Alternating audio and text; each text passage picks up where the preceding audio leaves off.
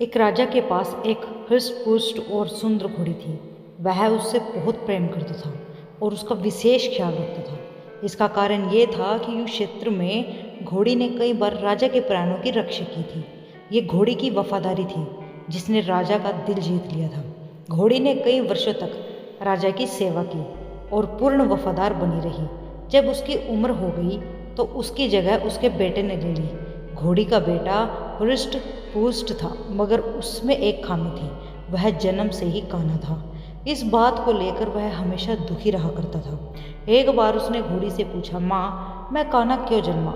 घोड़ी ने बताया, बेटा, जब तू मेरे घर में था उस समय एक दिन राजा मेरी सवारी कर रहा था और मेरे कदम लड़खड़ा जाने पर आवेश में आकर उसने मुझे एक चाबुक मार दिया था। शायद यही कारण है कि तू काना जन्मा।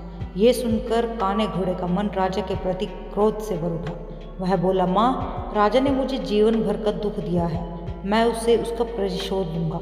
घोड़ी ने समझाया, नहीं बेटा, राजा हमारा पालक है, उसके प्रति प्रतिशोध की भावना अपने हृदय में मत ला।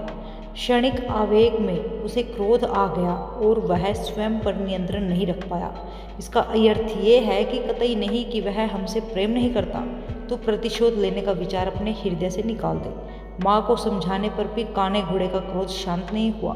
वह राजा से प्रतिशोध लेने का अवसर ढूंढने लगा। बहुत जल्द उसे यह अवसर भी मिल गया। राजा युद्ध के मैदान में काने घोड़े पर सवार था। उसके और उसके पड़ोसी राज्य के राजा के बीच घमासान युद्ध छिड़ा हुआ था। तलवारबाजी करते करते अचानक राजा घोड़े से नीचे गिर पड़ा। मौत उसके करीब थी। काना घोड़ा उसे उसी हाल में छोड़कर भाग सकता था, लेकिन उसने ऐसा नहीं किया।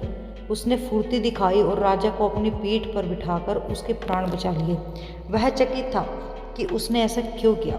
जिस व्यक्ति ने उसे काना बनाया, उसने उसके प्रति वफादारी क्यों दिखाई? क्यों उसे प्रतिशोध नहीं लिया? ये प्रश्न उसने घोड़ी से पूछा तो वह मुस्कुराते हुए बोली, तू आखिर बेटा किसका है? मेरा ना। मेरी छत्र छाया में तू पला बड़ा है। जो संस्कार मैंने तुझे दिए हैं वे तेरी रग रग में रच बस गए हैं। उन संस्कारों के विपरीत तू जा ही नहीं सकता। वफादारी तेरे खून में है बेटा, तू वफादार ही रहेगा। सीख। दोस्तों, संस्कारों का आचरण पर बड़ा गहरा प्रभाव पड़ता है। जिन संस्कारों के साए में बच्चे का पालन पोषण होता है वे उसके अवचेतन में गहरे तक समाहित हो जाते हैं।